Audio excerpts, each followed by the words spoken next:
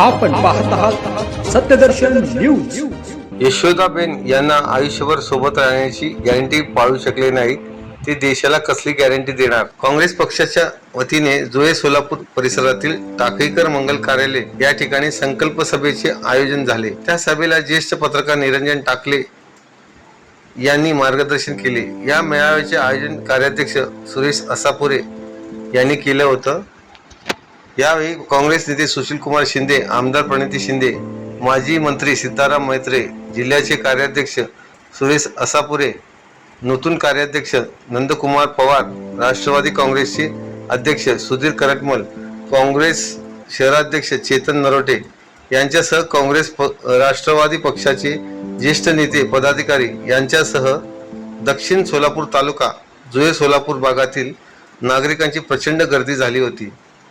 पत्रकार टाकले यांनी केवळ पंतप्रधान नरेंद्र मोदी यांनाच लक्ष केले। त्यांच्या धोरणावर ते बरसले।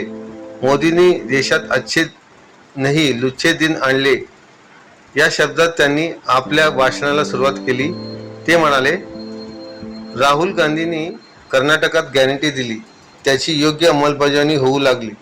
त्यानंतर पंतप्रधान मोदी यांनी गॅरंटी आठवली, तेव्हापासून ते मोदी की गॅरंटी म्हणत फिरत आहेत। ज्या यशोदाबेन यांना त्यांनी आयुष्यभर सोबत राहण्याची गॅरंटी दिली, ते पाळू शकले नाही, ते देशाला कसली गॅरंटी देणार, असा सवाल टकले यांनी केला। राहुल गांधींनी कर्नाटकमध्ये ज्यावेळेस गॅरंटी द्यायला सुरुवात केली आणि त्या इम्प्लिमेंट करायला जेव्हा सुरुवात केली, तेव्हा यांनी सोबत मोदीची गॅरंटी। काय मोदीची गॅरंटी? अणुशस्त्र झाली, अग्नीच्या साक्षीने 7 वेळ घेऊन तिला गॅरंटी दिली होती, 7 जन्माची, ती वेळ पाहिली तू आयुष्यातली पहिली गॅरंटी यशोदाबेनला दिली। कोण तुझ्या गॅरंटीवर विश्वास ठेवेल? तूच दिली होती ना 15 लाखाची गॅरंटी, तूच दिली होती ना दरवर्षी 2 कोटीचा रोजगार देऊन या देशामध्ये म्हणून। काय झालं तुझ्या त्या गॅरंटीचं?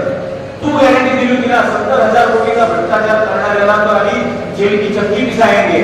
भोपाळमध्ये बोलला, 27 तारखेला बोलला भोपाळमध्ये, आणि 2 तारखेला त्याला जेलमध्ये टाकणार होता भ्रष्टाचार केला म्हणून। त्याच्या हातामध्ये अर्थ खात्याचे किलो आहे।